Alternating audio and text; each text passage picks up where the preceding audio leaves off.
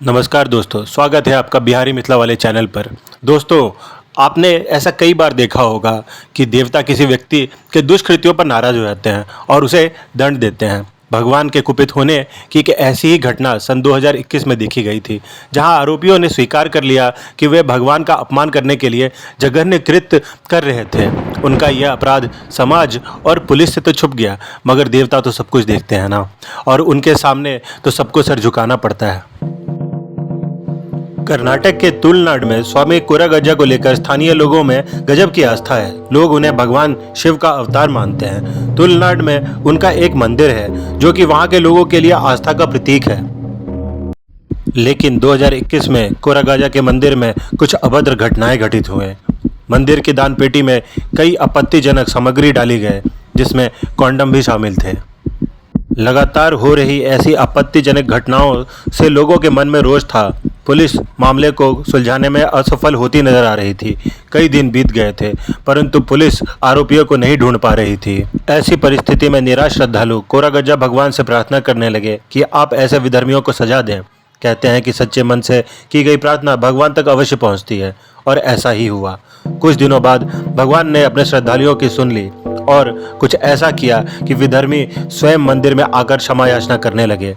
ये अचंभित करने वाली घटना सोशल मीडिया पर काफी चर्चित रही। सन 2021 की जनवरी में मंदिर की दान पेटी में पहली बार कॉन्डम मिले थे, लेकिन अप्रैल में दूसरे समुदाय के 2 लोग मंदिर आए और पुजारी के सामने माफी के लिए गिड़गिड़ाने लगे।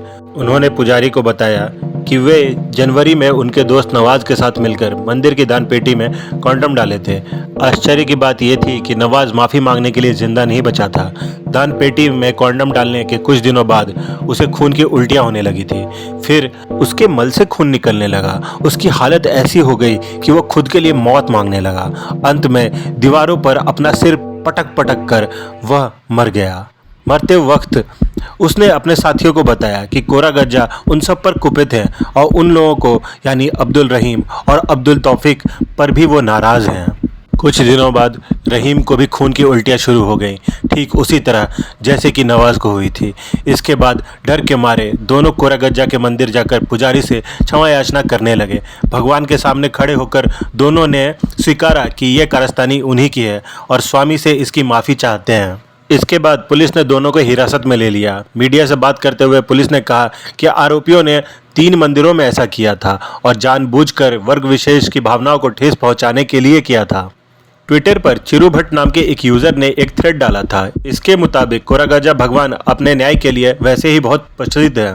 उनके पास से जल्द फैसला आता है और दोषी को 100% दंड मिलता ही है। पर यह कोई पहली घटना नहीं थी कि जब भगवान कोरागज्जा के सामने माफ़ी मांगने पहुंचा हो कोई। कुछ साल पहले मनोज पंडित नाम के एक आदमी ने स्वामी को लेकर एक अभद्र टिप्पणी की थी, लेकिन कुछ ही दिनों में उसकी हालत ऐसी हो गई थी कि गोरखपुर के वज्रदेही मठ में माफ़ी मांगने पहुंच गया था। उसने कहा कि उसे कोरागज्जा स्वामी के प्रभाव के बारे में पता नहीं था। दोस्तों, तुलुनाडु के सबसे अधिक पूजे जाने वाले देवों में से एक है कोरागज्जा। कोई भी चीज़ खो गई हो, कोई भी काम करना हो या कोई भी समस्या हल करनी हो, सबसे पहले इस देवता को याद करते हैं। कोरागा थन्या देवता, जिसे लोकप्रिय रूप से कोरागज्जा कहा जाता है। कोरागा ये एक समुदाय का नाम है और अज्जा तुलु भाषा का शब्द है जो वृद्ध पुरुषों के लिए इस्तेमाल किया जाता है। कोरागा थन्ना ने 30 दिन की उम्र में ही अपनी मां मायरे को खो दिया था और बचपन में ही उसके पिता भी चल बसे थे। कोरगा ने अपना जन्म स्थान छोड़ दिया और दक्षिण दिशा की ओर यात्रा शुरू कर दी। कल्लप्पू के पास एक पेड़ के नीचे उसने आराम किया। भूख के कारण वह बीमार पड़ रहा था और उस समय बैराके बदेही नाम की महिला अपनी बेटी और भाई के साथ बर्तन में ताड़ी लेकर उस जगह से गुजर रहे थे। उन्होंने कोरागा थन्ना को देखा कि वह भूख से बिलख रहा है, तो उसके पास चले गए और कोरागा थन्या ने उन्हें अपनी कहानी सुनाई कि कैसे वह अपनी माँ और बाप को खो देता है और अब उसके पास कोई नहीं है। वो बस एक ऐसी जगह जाना चाहता है जहाँ कुछ काम मिल जाए, कुछ खाना मिल जाए। बैराके बदेही ने थनिया को उसके साथ चलने को कहा और उसे आश्वासन दिया कि उसे अपने बच्चे की तरह पालेगी। थनिया के घर आने के बाद बैराके का घर धन धान्य से भर गया और ताड़ी का कारोबार भी बढ़ने लगा। एक दिन बैराके के परिवार से जुड़े देवताओं के लिए पूजा का आयोजन किया गया था। बैराके ने पूजा का सामान बना रखा था, परंतु बैराके के घर में मंदिर तक उन सामानों को ले जाने के लिए कोई नहीं था। बैराके ने थनिया से उन्हें मंदिर तक ले जाने का अनुरोध किया।